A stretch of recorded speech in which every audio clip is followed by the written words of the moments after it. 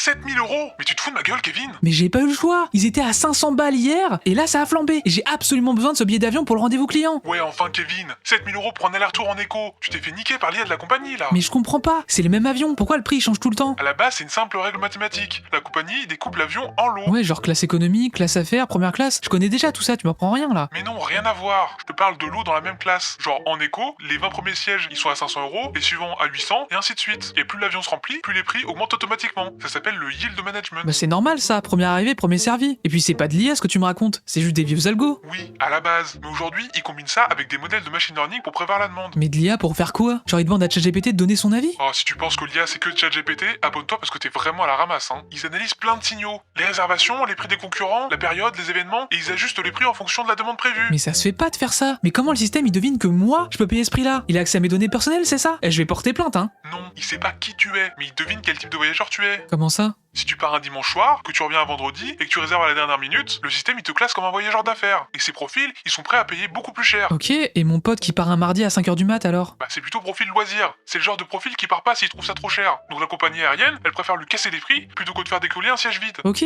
donc en fait c'est pas de ma faute, c'est juste à cause de mon profil. La prochaine fois réserve plus tôt ou prends le train. Et surtout abonne-toi, je t'explique la tech et l'IA.